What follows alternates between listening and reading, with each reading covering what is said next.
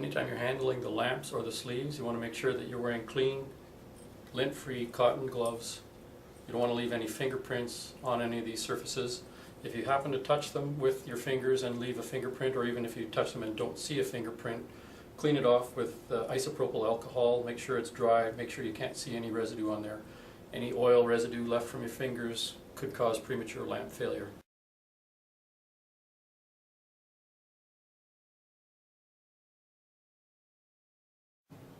Ensure that the up arrow is pointing up on the sleeve. Insert the sleeve from the top through the reactor, making sure you line up the bottom end and place it as so.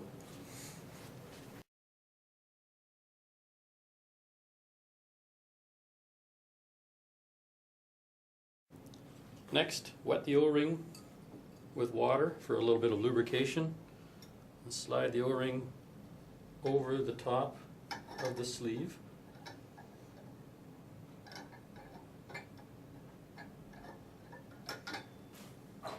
And using the top sleeve bolt, press it down.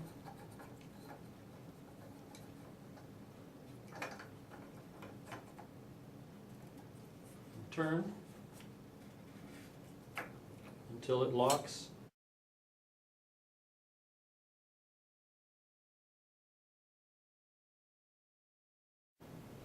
Moving to the bottom end, again, a little bit of water on the O-ring for lubrication. Slide it over top and then install the bottom sleeve bolt, which locks in place with a quarter turn.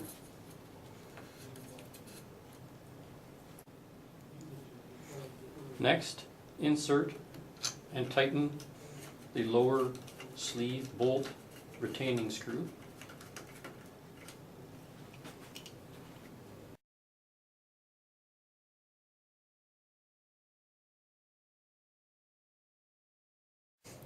To insert the lamp, note the thicker lamp alignment tabs compared to the other two, as well as the electrical connections. Insert the lamp into the sleeve. Make sure you align the thicker tab with the thicker slot. Push down, turn. On the electrical connections, you want to make sure that the slot and the two pins meet over top of the lamp properly, and that the locating pin fits into the hole on top of the sleeve bolt. This ensures that the magnet and the reed switch align properly. If these don't line up, you won't be able to fire the lamp. Push it down, squeeze the retaining clip and down, and it locks it into place.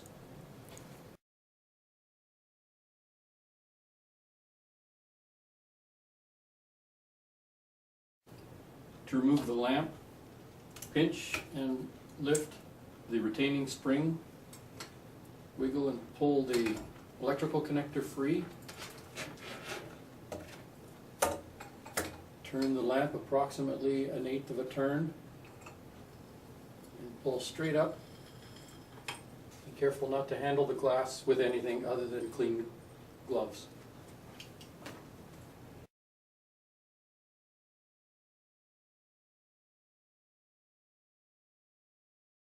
Remove the top sleeve bolt, quarter turn, and out.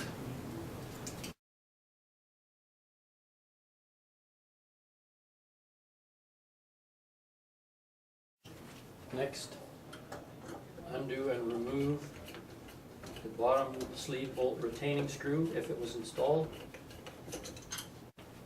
Then unscrew and remove the bottom sleeve bolt.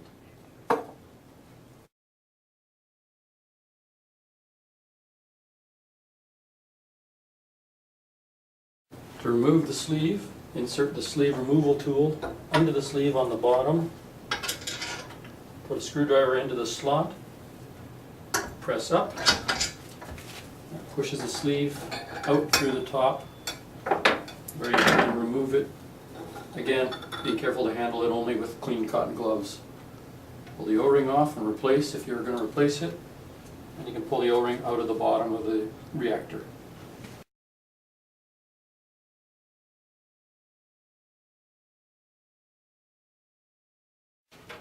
To install the sensor, slide the sensor fitting into the port on the side of the reactor and tighten the nut. Hand tight only, don't use any wrenches. You may need to put a little water on the O-ring there to help lubricate it on the way in. And note that the plunger is now on the bottom, not on the top. This is to prevent any water or any moisture leakage from getting into the sensor itself.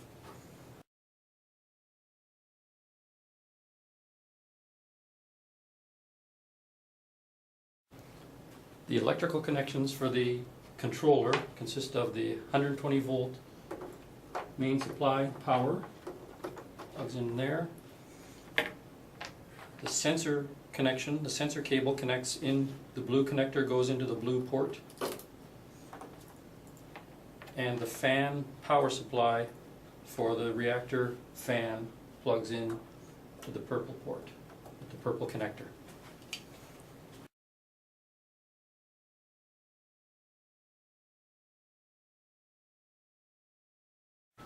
The control panel also has LED indicator lights for fault diagnosis and troubleshooting. There's one for the control panel itself, one for the fan, one for the lamp, one for the sensor, and one for the solenoid valve if your unit is equipped with a solenoid valve. There's also two buttons, one to silence alarm, this will silence an alarm temporarily, and one for lamp replacement. If you replace the lamp, you press and hold this button for 5 seconds until you hear a beep. That will reset the counter for the next lamp replacement timer. These LED lights will change color from green, which is good condition, to yellow on some, or flashing yellow, red solid, or flashing red. Check with the O&M manual on the control panel section for the indicator lights and what the different light statuses would mean.